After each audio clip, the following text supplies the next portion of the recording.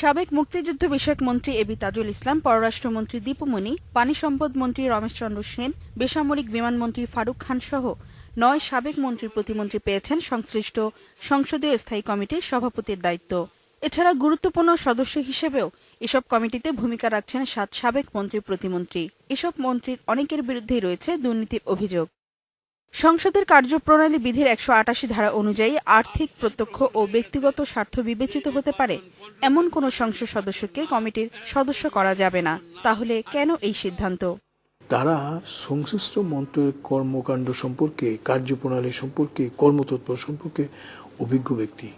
এই অভিজ্ঞতা যদি তারা অন্যান্য সদস্য সমূহে কাজে লাগান, তাহলে আমি মনে করি এক্ষেত্রে যেভাবে সংসদীয় কমিটিগুলো কাজ করা ইপ্সিত, সেভাবে কাজ করতে সক্ষম হবে। সংসদীয় কমিটিতে সাবেক মন্ত্রী এখন সভাপতি হওয়ার কারণে কোনো তদন্ত হবে না বা দুর্নীতি গ্রাহ্য করা হবে না, আমি তা মনে করি না। আমাদের সেই অভিজ্ঞতার মাধ্যমে আমরাও এটাও বুঝতে পারি যে কোনো মন্ত্রণালয় কোনো ভুল যদি করে থাকে, সেক্ষেত্রে আমরা তাদেরকে কারেক্ট করতে পারি। তবে বিষয়টিকে স্পষ্ট বিধি লঙ্ঘন বলে মনে করে টিআইবি। সংস্থাটির নির্বাহী পরিচালক বলছেন, সমালোচনার ঊর্ধ্বে থাকতে স্থায়ী কমিটি গঠনে আরও যত্নবান হওয়া উচিত ছিল সরকারের।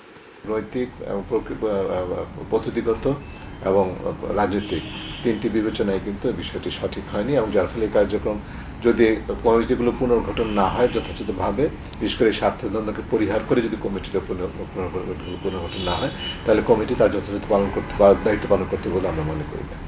বিরোধী দলের নগণ্য উপস্থিতিতে কোনোভাবেই সরকারের জবাবদিহিতা নিশ্চিত হবে না, আর পাশাপাশি এ নিয়ে জনমনে বিরূপ ধারণা তৈরি হবে বলেও মনে করেন টিআইবির এই নির্বাহী। ফারজানা শোভা, ইন্ডিপেন্ডেন্ট নিউজ, ঢাকা।